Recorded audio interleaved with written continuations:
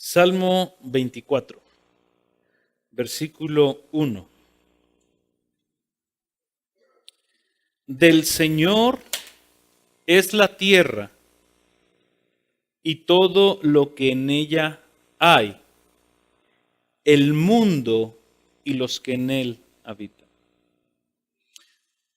El título del sermón que el día de hoy vamos a estar compartiendo, basado en esta idea del versículo 1, lo hemos titulado La función de Dios y la nuestra frente al dinero.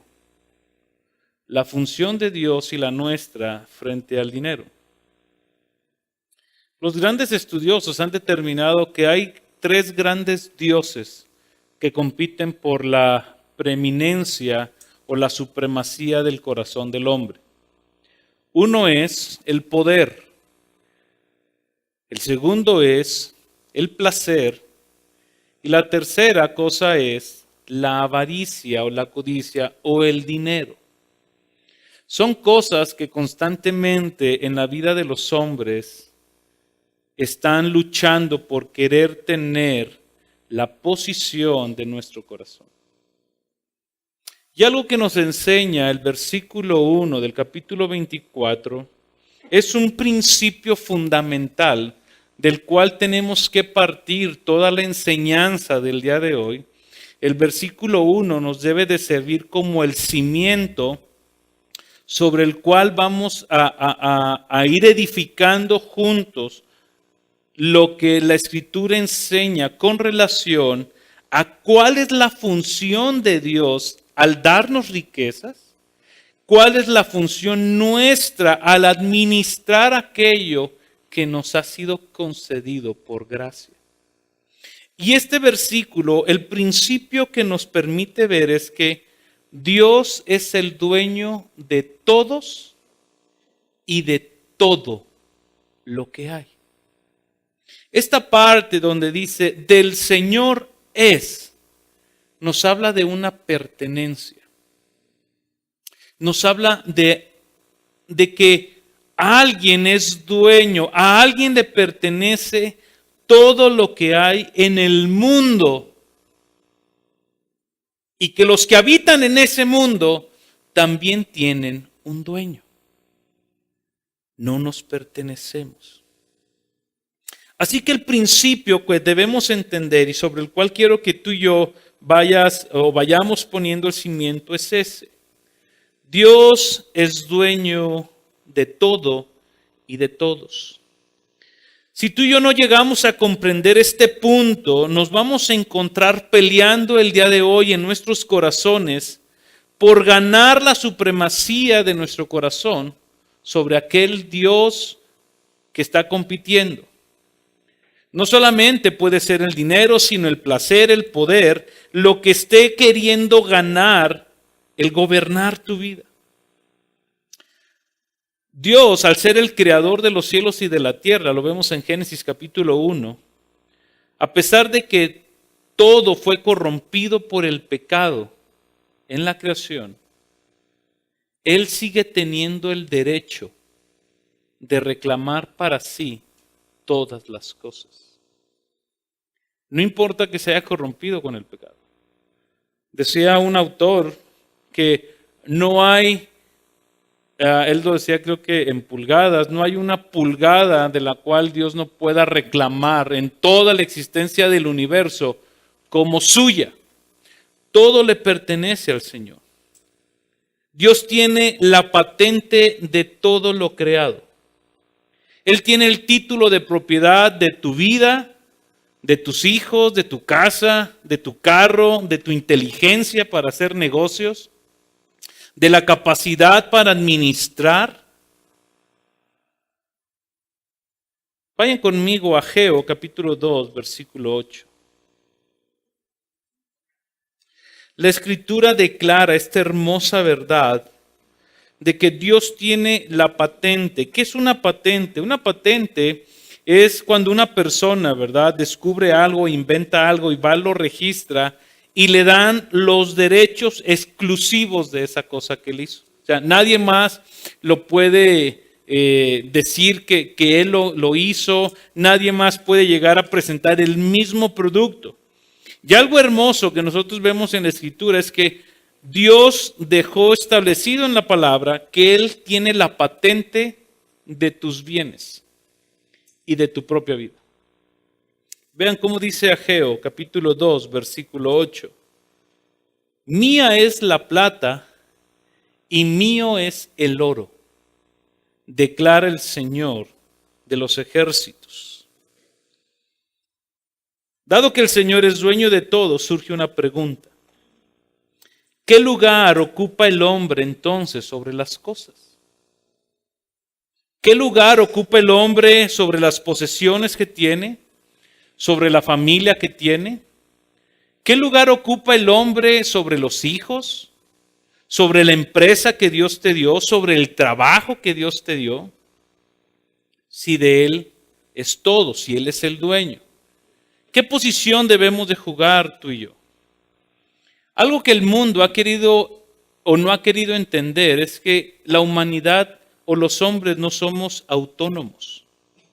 No nos hicimos a nosotros mismos, no nos creamos a nosotros mismos.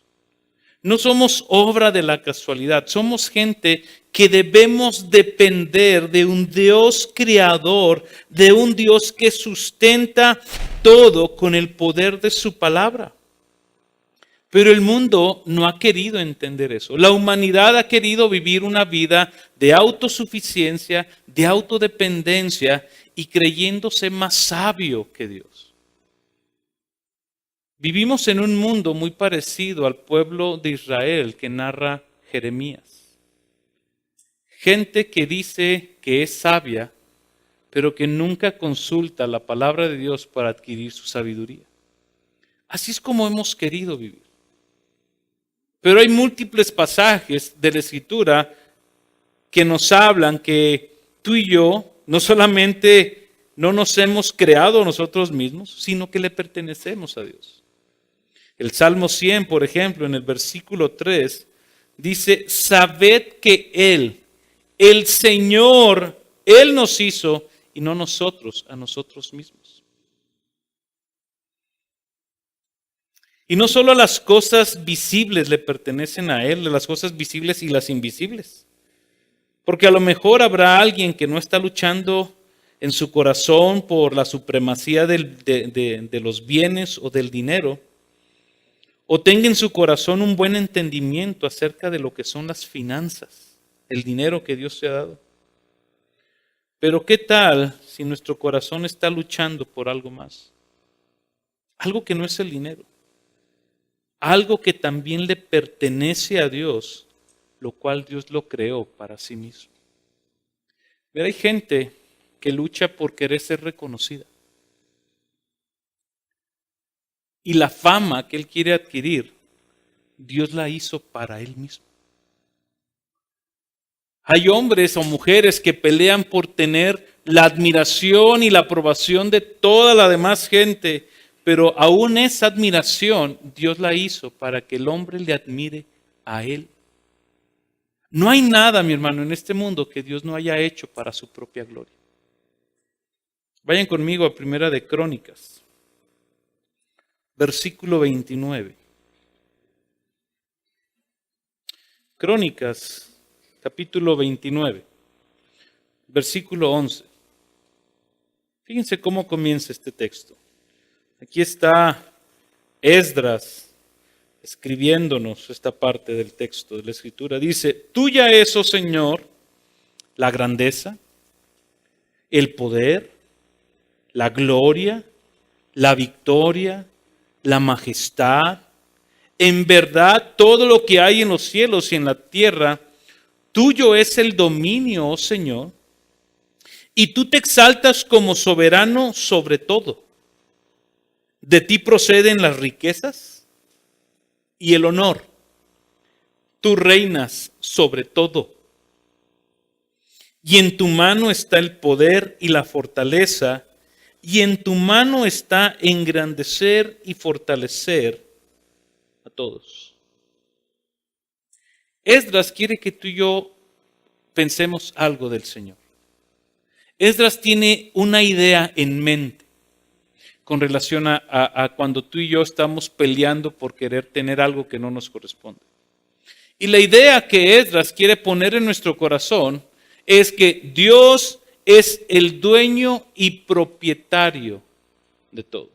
Si el Salmo 24 no te convenció, si Romanos 11, donde dice que todo lo hizo por Él, para Él y de Él, no te convenció, Esdras hasta ahora te dice, Él reina sobre todo. Él gobierna sobre todo y todo lo hizo para Él. Así que Dios en su infinito amor nos dejó las pautas y las normas que nosotros debemos de considerar para el manejo adecuado del dinero. Dios nos dejó las reglas, el manual, las normas para que tú y yo sepamos cómo administrar el dinero. Y no solamente el dinero, sino aún los dones que Dios te dio para hacer el dinero, los talentos que tú tienes para hacer el dinero, la capacidad que tú tienes para hacer el dinero, Dios la proveyó a tu vida. Si Dios, mi hermano, hubiera querido en esa área de nuestra vida que tú y yo la manejáramos como nos venga en gana, Él no hubiera dejado normas ni estatutos de cómo manejar el dinero. Si Dios hubiera dicho, esto no es tan importante, los voy a dejar a su libre albedrío para que ellos administren sus finanzas como quieran, Él hubiera podido haber hecho, pero Él no lo hizo. Dios sabía que esta parte es importante. ¿Por qué decimos esto? Porque los pensamientos del Señor son mayores a nuestros pensamientos. La manera en cómo tú y yo hubiéramos llevado nuestras finanzas, o posiblemente como las estamos llevando, no se empatan en nada con lo que Dios ha establecido de cómo manejar nuestras finanzas. Mis pensamientos, dice Isaías, no son vuestros pensamientos, ni mis caminos, sus caminos, declara el Señor. Así que dado esta tarea que es importante para el Señor, nos ha dejado, o quiero yo nada más explorar, 3 puntos. Una es las razones espirituales que afectan nuestra manera de ver las finanzas. La segunda parte tiene que ver cuál es la función que Dios tiene sobre el dinero. Y la tercera tiene que ver con cuál es la función que tú desarrollas. ¿Qué es una función? Es la actividad, la acción que nos toca hacer con relación a un objetivo. Hay 4 razones espirituales que yo quiero que veamos, las cuales nos permiten determinar quién está gobernando nuestras vidas. Si es el dinero o es cualquier ídolo que le quieras poner, o realmente es Dios. La primera razón que quiero que veamos es la forma en la que manejamos el dinero es una expresión externa de una condición interna. La manera en cómo manejamos el dinero es una expresión externa de una condición interna en nuestro corazón. La manera en cómo tú tomas decisiones económicas, la manera en cómo tú manejas tu dinero, muestra los principios y los valores que gobiernan tu vida. Cómo tú manejas el dinero muestran los principios y valores que gobiernan tu vida. Muestra realmente qué hay en tu corazón, quién lo está gobernando. ¿Por qué? Porque dice la Escritura que del corazón salen los pensamientos y las intenciones, ahí se maquinan. Y la manera en cómo tú y yo administramos lo que Dios nos ha dado, te permite ver qué tanto has permitido que Dios llene tu corazón con sus principios, sus caminos y su manera de hacer las cosas. En donde está tu corazón, está tu tesoro. En Mateo capítulo 6, versículos 19, Jesús comenta estas palabras. No os acumuléis tesoros en la tierra, donde la polilla y la herrumbre destruyen, y donde ladrones penetran y roban, sino acumulaos tesoros en el cielo, donde ni la polilla ni la herrumbre destruyen, y donde ladrones no penetran ni roban, porque donde esté tu tesoro, allí estará también tu corazón. El tesoro siempre va a ser el objetivo hacia donde guías tu corazón. Y la vida de un creyente que ha conocido el Evangelio no debe de girar, mi hermano, alrededor de las posesiones, del dinero o de los bienes que Dios te ha dado. Muchos cristianos hemos malentendido el señorío de Jesús. Hemos entendido muy bien la salvación del Señor.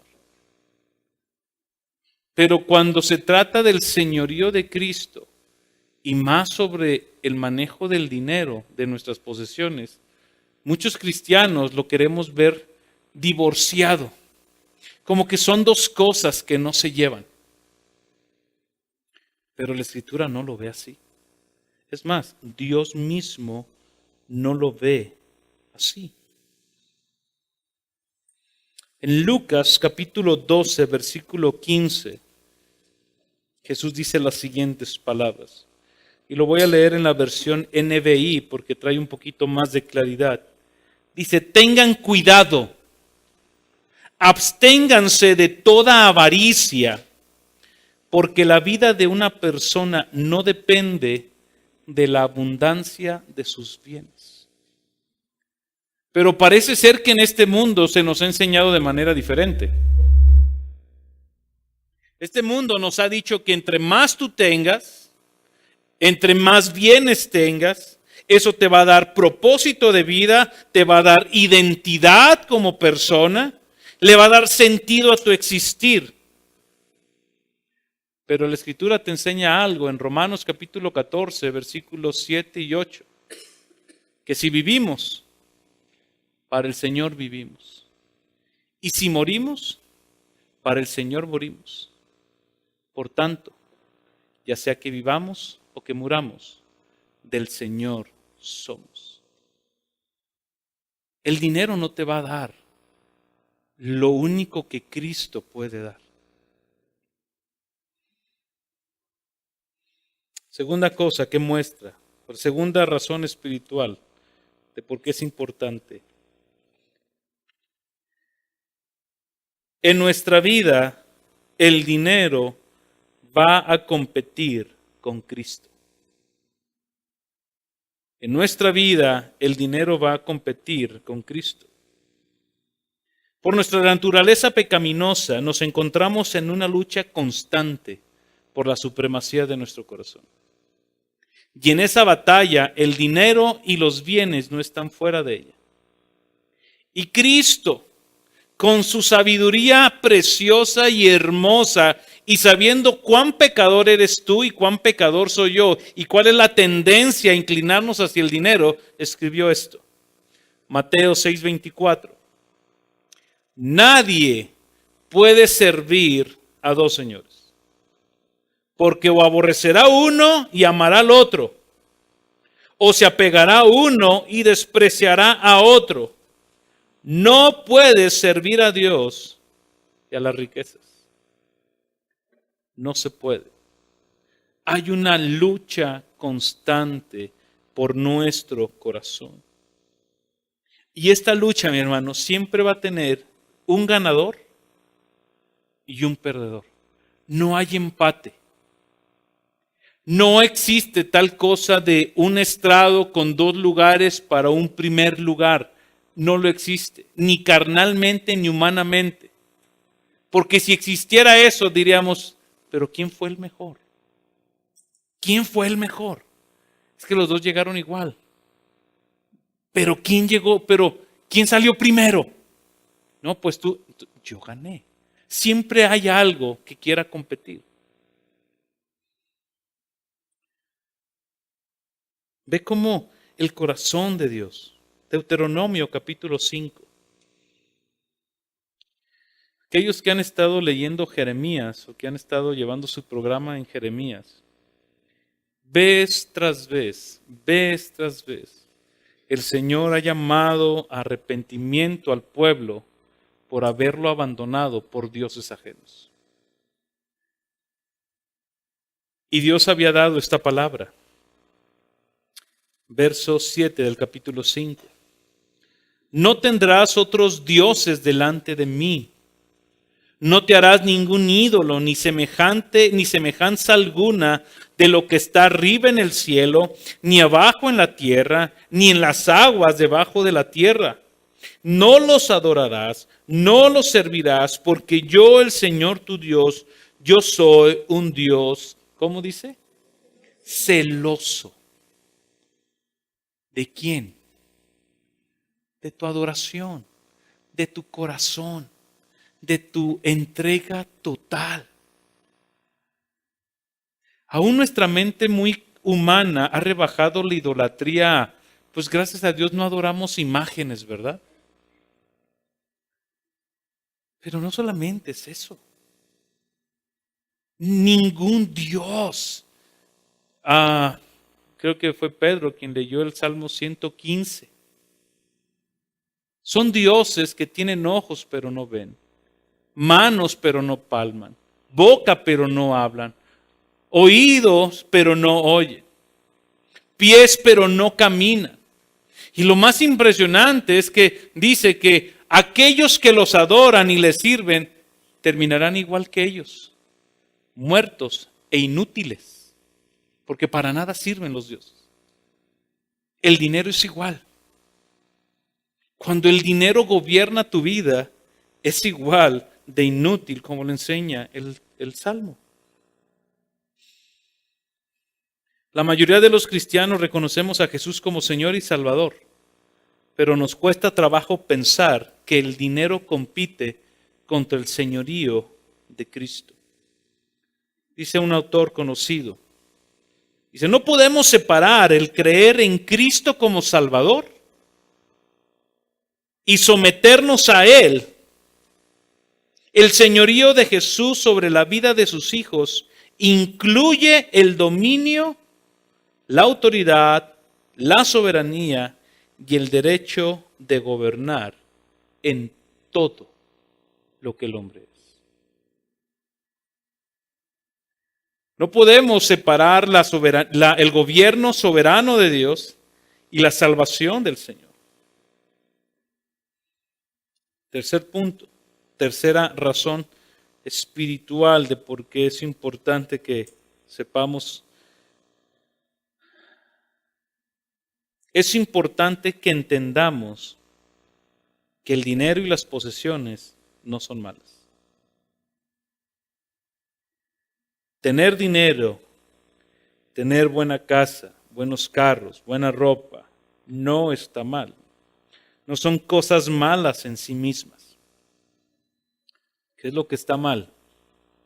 La actitud de tu corazón ante esas cosas.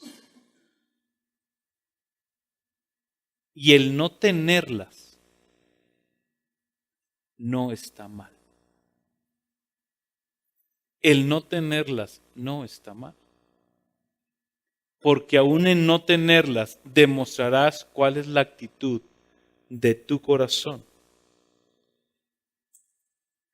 No está mal tener dinero, porque con el dinero tú apoyas a familias que dependen de ti, personas que trabajan contigo, apoyas al avance del Evangelio, pero también con el dinero lo puedes utilizar para hacer tranzas, para hacer fechorías. Con mucha sabiduría, el Espíritu Santo nos dice, raíz de todos los males es el amor al dinero. Cuando llegaron con Jesús, a Jesús un día le preguntaron, Jesús, ¿cuál es el mayor mandamiento? Y Jesús habló de algo bien impresionante. Dice, la vida se trata de prioridades. Y la prioridad número 1 es amar al Señor tu Dios con todo tu corazón, con toda tu alma, con toda tu mente y con todas tus fuerzas. Pero el amor al dinero es raíz de todos los males. Tenemos un ejemplo bajo esta idea de que tener dinero no es malo. ¿Se acuerdan del joven rico? Él llegó con Jesús y le hizo una pregunta bien importante. Jesús, ¿cómo le hago para tener la vida eterna? Y Jesús le contestó lo que él tenía que hacer. Nunca vemos que Jesús le haya reclamado. ¿Sabes qué? Es que eres una persona rica, ¿verdad? Lo que Jesús apuntó es la actitud del corazón hacia el dinero que él tenía. Y Jesús le dice, vende todo lo que tienes y sígueme, dáselo a los pobres y sígueme. Y dícele Lucas que él se fue triste porque tenía mucho. En la Escritura tenemos ejemplos de hombres ricos. Abraham era rico, pero amaba más al Señor. José de Arimatea era rico, pero amaba más al Señor. Zaqueo era rico, hasta que Jesús lo encontró. Cuarto punto. La manera en que administras el dinero traerá una afectación a tu comunión con Cristo. La manera en cómo administras el dinero traerá una afectación en tu relación con Cristo. A medida que manejamos el dinero de modo que Dios quiere, tenemos la oportunidad de compartir el gozo de nuestro Señor y disfrutar de una relación más íntima con Él. En Tercera de Juan, una carta bien extensa, bien larga, de tan solo un capítulo, nosotros encontramos a un hombre que era generoso, un hombre que tenía dinero. Y cuando Juan le escribe, él nos permite ver algo en la vida de este hombre. Vayan conmigo a la grandísima carta de Tercera de Juan. Para aquellos que batallan en dónde está, busquen Apocalipsis y ya nada más le dan una vuelta para atrás. Ahí está, esta Tercera de Juan. Los más nice que traen electrónica, pues es bien fácil. Tercera de Juan.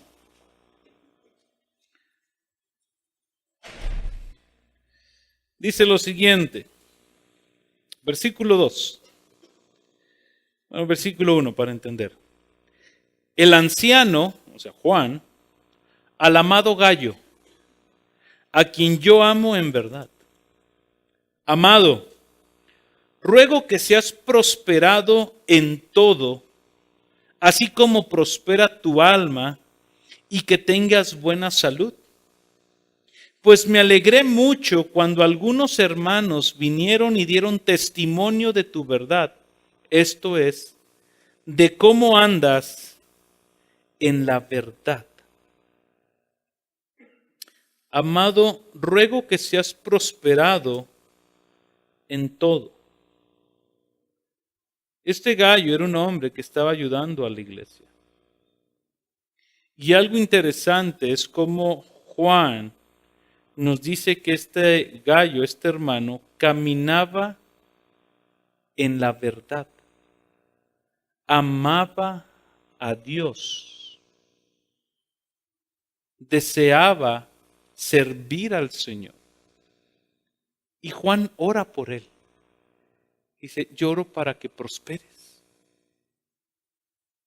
Porque el dinero no gobernaba sobre la vida de Gallo. No había un ídolo que atentara contra la vida, la supremacía del corazón de Gallo. 4 puntos. Segundo punto que quiero tratar es ¿Cuál es la función de Dios frente al dinero? Esos primeros 4 puntos que vimos es por qué es importante hablar acerca del dinero. Pero ahora queremos ver cuál es la función de Dios. ¿Cuáles las actividades que Dios tiene para con el dinero? Para muchos de nosotros podría ser complicado pensar que Dios tiene algo que ver con nuestras finanzas, ya que encasillamos a Dios solamente como el salvador de nuestras almas o como solamente el proveedor para la vida eterna. Pero debemos recordar que Cristo no solamente es el salvador de nuestra alma, es el Señor de nuestras vidas. Él tiene derecho a gobernar sobre nosotros.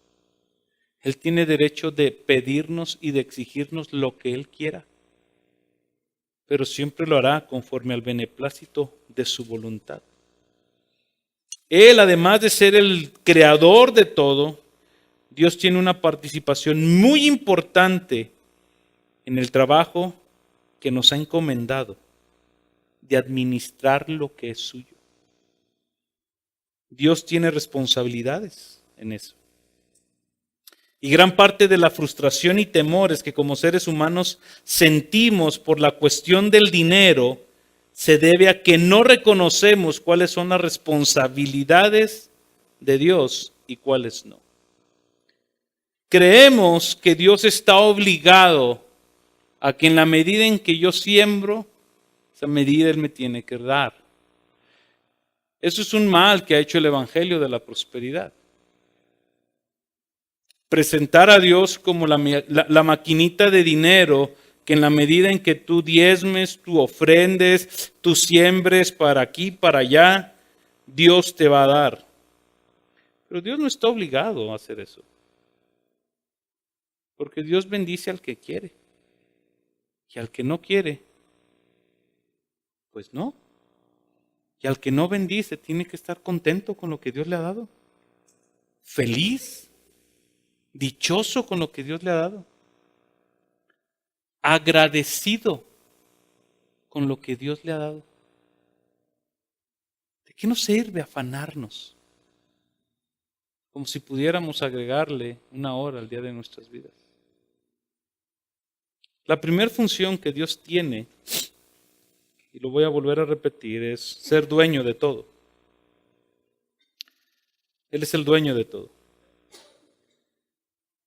Y si queremos ser verdaderos discípulos de Jesús, tú tienes que transferir el título de tus propiedades y de tus posesiones al Señor. Ve conmigo a Lucas capítulo 14, versículo 33. Lucas 14, 33. Así pues, cualquiera de vosotros que no renuncie a todas sus posesiones, no puede ser mi discípulo. Y el texto no habla de que te despojes o sea, que te vayas ahora a la miseria.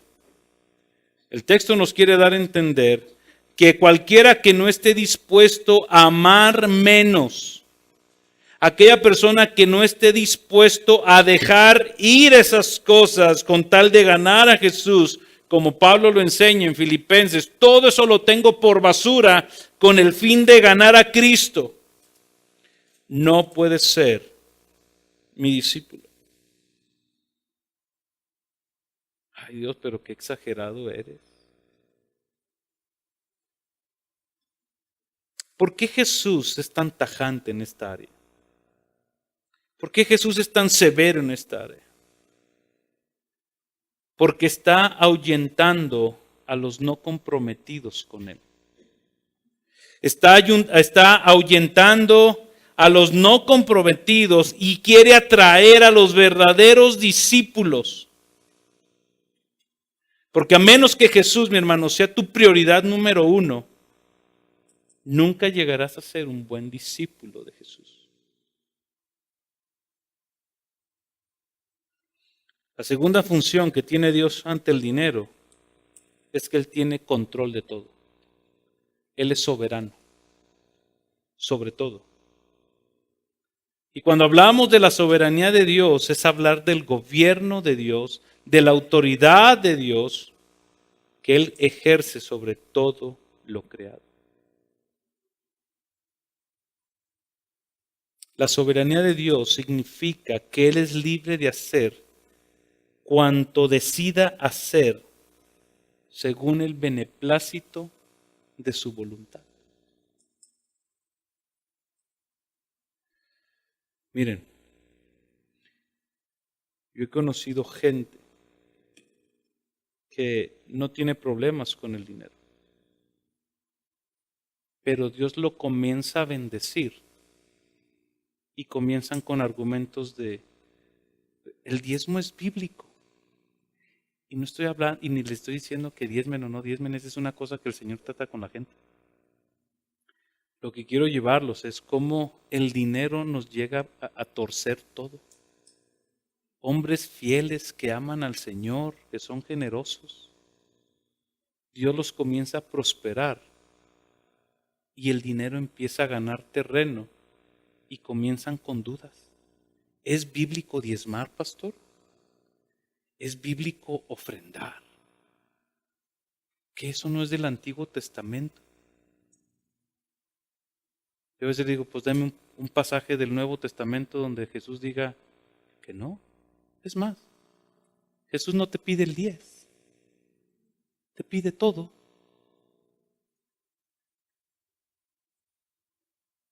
Pero cuando es cuestión de dinero, ay Señor.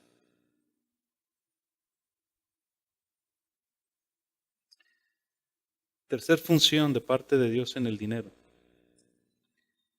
Dios provee para nuestras necesidades. Siempre.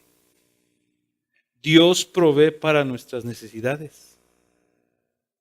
Ya sea carne o frijoles. Pero Dios provee. Ya sea para 20 litros de gasolina o 5. No es que 5 porque es lo que le cae a la moto, ¿verdad? Y le echo de la roja todavía. Pero Él provee. Dios provee para nuestras necesidades. Y nuestra confianza debe de estar puesta en esa realidad. De que no hay un justo desamparado, ni su simiente que bendigue el pan. Que el Señor mismo ha dicho, nunca te dejaré y nunca te desampararé. Si algo podemos ver, mi hermano, en Génesis, antes y después de que el hombre pecara, es que Dios siempre ha provisto todo lo necesario para él. Antes de que pecara, le dio el mandato cultural de gobernar sobre todo. Y el día que pecó y se avergonzaron, fue Dios mismo quien proveyó las vestiduras para que se cubrieran. En Mateo capítulo 6, versículo 25. Mateo 6, 25. En este pasaje que vamos a ver, posiblemente es un pasaje que todos conocemos, a lo mejor lo podemos parafrasear. El detalle es que llegamos al último versículo que vamos a leer y ahí es donde todos patinamos, porque no creemos que sea tan drástica estas cosas, ¿verdad? Dice lo siguiente el texto, vamos a leer. Está Jesús hablando y dice, por eso os digo, no os preocupéis por vuestra vida, qué comeréis o qué beberéis, ni por vuestro cuerpo, qué vestiréis. ¿No es la vida más que el alimento y el cuerpo más que la ropa? Mirad las aves del cielo que no siembran ni ciegan ni recogen en graneros, y sin embargo vuestro Padre Celestial las alimenta. ¿No sois vosotros de mucho más valor que ellas? ¿Y quién de vosotros, por ansioso que esté, puede añadir una hora al curso de su vida? Y por la ropa, ¿por qué se preocupan? Observar cómo crecen los lirios del campo, no trabajan ni hilan. Pero os digo que ni Salomón en toda su gloria se vistió como uno de ellos. Y si Dios viste así la hierba del campo, que hoy es y mañana es echado al horno, ¿no hará mucho más por vosotros, hombres de poca fe. Oye, lo peor está en el 32. Por tanto, no os preocupéis diciendo qué comeremos o qué beberemos o con qué nos vestiremos, porque los gentiles, los que no conocen a Dios, los que viven como les pegue su gana, sin considerar a Dios, ajenos a las promesas de Dios, ansiosamente buscan todas estas cosas. Hombres de poca fe.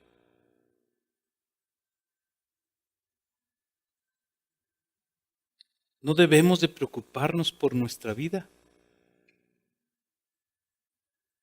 pero tampoco no debemos dejar de ocuparnos de nuestra vida. No vaya a salir aquí alguien diciendo, pues ya para qué trabajo, para qué me afano. Créeme, no te va a caer maná del cielo ni frijoles. Pero no te preocupes por tu vida, porque Dios es el que provee todo en nuestras vidas. Dios sustentó a un pueblo por 40 años en el desierto. Dios sustentó a un profeta por medio de cuervos y una viuda que no conocía. Dios sustentó a 5,000 personas, no solamente una vez. Dios es nuestro sustentador. ¿Qué me toca hacer a mí? 3 cosas bien sencillas. ¿Cuál es la función nuestra ante las finanzas o ante el dinero? 3 cosas bien sencillas. Número 1, sé fiel, administrador o mayordomo de lo que Dios te ha dado. Llámese dinero, trabajo, talentos, posesiones. Sé fiel, sé buen administrador de las posesiones de Dios. ¿Qué es un administrador o qué es un mayordomo? Es una persona a quien se le han confiado riquezas y propiedades de alguien más. Esta iglesia no me pertenece a mí. Pablo dice que los hombres nos tengan por administradores de la gracia de Dios. Sé buen administrador. Pero hay ciertas características que Pablo menciona de esos administradores. La primera es que sea fiel. Fiel. ¿Fiel con quién? ¿Fiel a sus principios? No. Fiel al Señor, a sus normas, a lo que Él ha establecido. Una persona digna de confianza. Una persona que se le pueda encomendar a hacer algo y que sabemos que lo va a cumplir de manera eficiente y eficaz. Una persona que va a poner todo su empeño para hacerlo mejor, porque sabe que lo que se le ha dado no le pertenece. Una persona que se preocupa por no gastar de manera inadecuada lo que no es suyo. Sé fiel. Sé buen administrador, un buen mayordomo. ¿Qué otra cosa te toca? Sé leal con respecto a las posesiones de otro. Sé leal con respecto a las posesiones de otro. ¿Qué significa eso? Vayan conmigo a Lucas capítulo 16.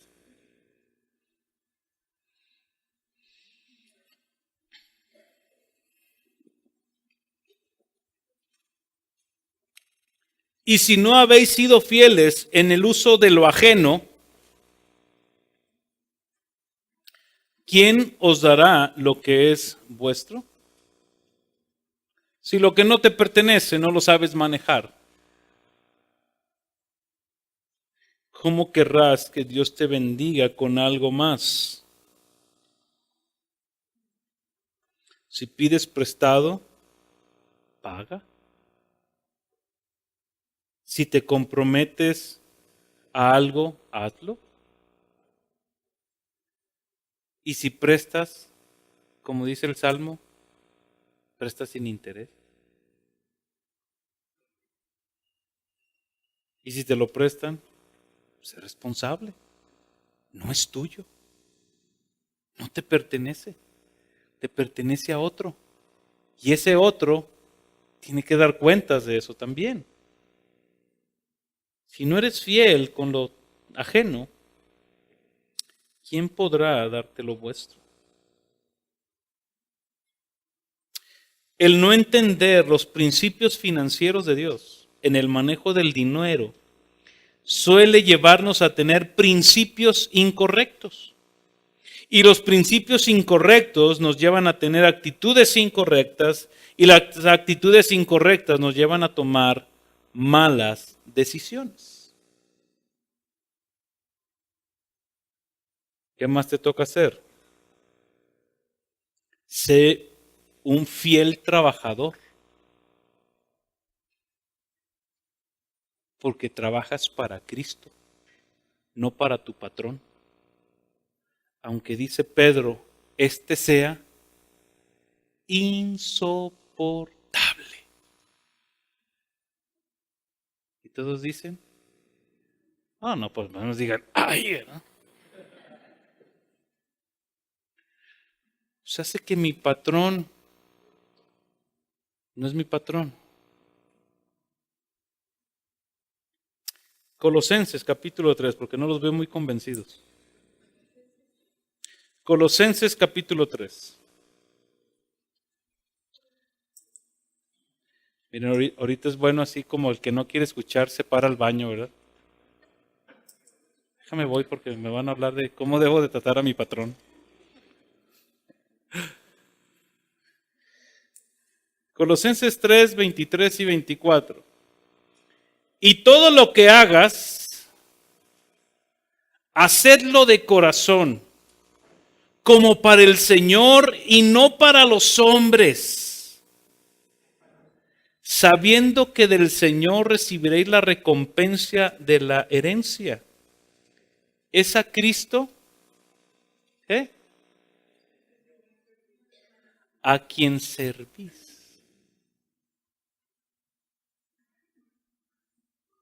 ¿Cómo lo vas a hacer mañana? Nadie dijo nada. Tremendotes. Vas a llegar mañana y vas a ver a tu patrón, ¿verdad? Sentado en la oficina tomándose un café y tú muriéndote de frío. Vas a llegar y vas a decir, como para el Señor. Como para el Señor. Es que tú no conoces a mi patrón. Pero tampoco te conozco a ti, así has de ser. Cuarta característica. Sé fiel administrador. Sé leal con lo de las otras personas. Sé un buen trabajador. Punto número 4. Sé un dador alegre. Porque Dios ama al dador alegre. ¿Qué significa eso? En el texto de 2 de Corintios 9, 7 y 8. 2 de Corintios 9, 7 y 8. Cada uno dé como propuso en su corazón, no con tristeza, no de mala gana, no con dolor, ni por necesidad o por obligación. Aquí no obligamos a nadie, porque Dios ama al dador alegre. Y poderoso es Dios para hacer que abunde en vosotros toda gracia, a fin de que, teniendo siempre en todas las cosas todo lo suficiente, abundéis para toda buena obra. Y aquí los más tremendillos piensan lo siguiente. Ok. Si Dios ama al dador alegre y yo no doy alegremente, entonces mejor no doy porque no estoy alegre y Dios no me va a amar. Entonces, Señor, Cuando esté alegre, voy a venir a darte. Y no solamente tus recursos, tu tiempo. Pablo se dio a sí mismo, dice.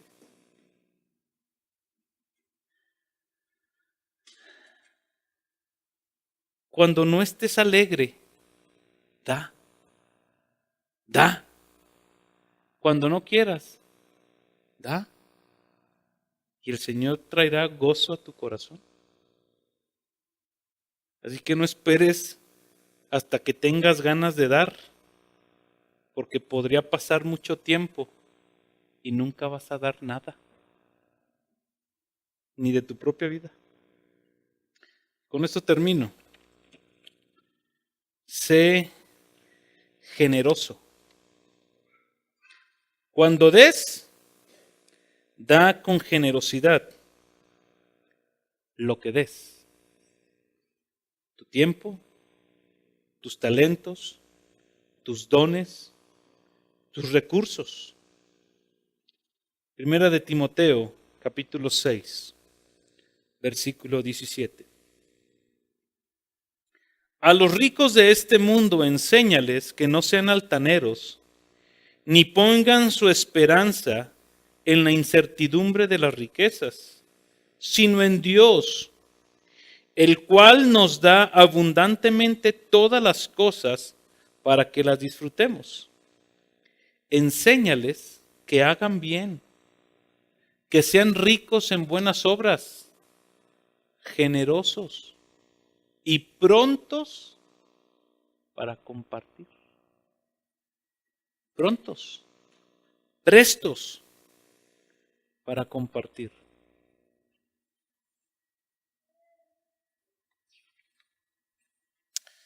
¿Quién está gobernando tu vida?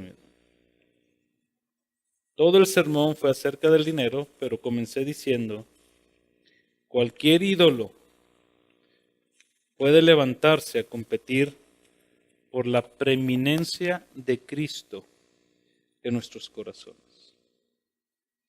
¿Por qué quisimos darte este sermón? ¿O por qué sentimos de Dios llevarnos este sermón? Porque durante todo el año Dios te va a dar algo. Dios te va a suplir. Tú debes de tener mucho cuidado en la actitud de tu corazón con aquello que Dios te va a dar. Para otros, Dios nos va a mantener así, como estamos. ¿Qué actitud vamos a tener? ¿De codicia? Señor, ¿por qué a mí no me das? ¿Por qué a mí no me bendices? ¿O un corazón contento con lo que Dios nos ha dado y siendo mejores? Si eres empleado, sé el mejor empleado, el mejor. Aprendí en una clase hace 15 días que Dios nos ha llamado a ser embajadores. Sé un buen embajador de lo que Dios te ha dado. Cuida el corazón, cuida la actitud de tu corazón ante las riquezas. Vamos a ponernos de pie y vamos a terminar orando. Y vamos a terminar con esta canción donde le digamos al Señor, oh gran Dios, altísimo, ven y reina en mi corazón. Vamos a orar. Señor, te queremos dar gracias por tu palabra.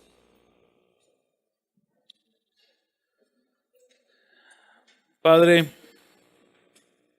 si el manejo del dinero, si la manera de administrar los recursos no fuera importante, pues tú no nos hubieras dicho nada. Nos hubieras dejado a nuestra sabiduría.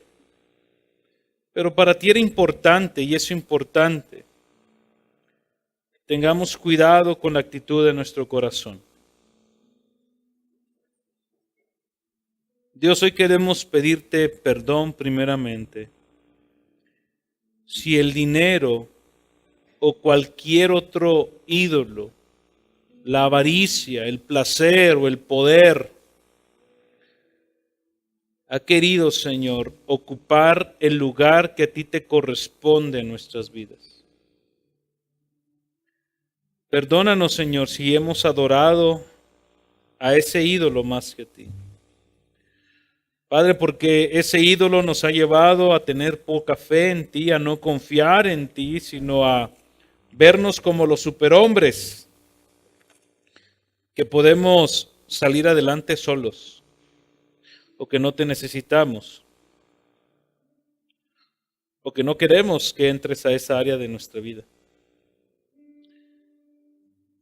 Señor, ayúdanos a verte como tú quieres que te veamos con relación al dinero, Señor, en especial.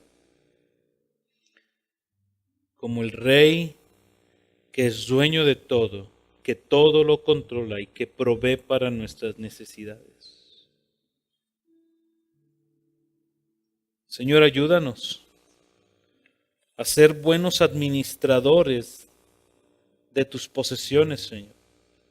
A ser fieles, Señor, con lo que nos das. Ayúdanos a ser leales, Señor, y respetuosos con las posesiones de otros que los ponen a nuestro cargo. Aquellos que somos trabajadores, Señor, enséñanos a trabajar para ti. Porque no queremos agradar a la gente, queremos agradarte a ti, Señor. Tú eres nuestro jefe. A ti queremos agradarte, te pertenecemos a ti. Ayúdanos a ser dadores alegres, Señor. Ayúdanos a que cuando no queremos dar, demos. No solamente nuestros recursos, Señor, nuestro tiempo a otras personas, una palabra de ánimo e incluso el Evangelio. Señor, y que cuando demos, seamos generosos. Señor, sé tú el dueño de nuestro corazón. Permite que tu señorío, Señor, sea una realidad en nuestras vidas. En el nombre de Jesús. Amén. Búscanos en Facebook y YouTube como Iglesia Gracia Soberana Durango y disfruta de este y otros mensajes. Visítanos, estamos en calle Alberto Terrones, número 733, zona Centro Sur, Durango. Estaremos contentos de recibirte.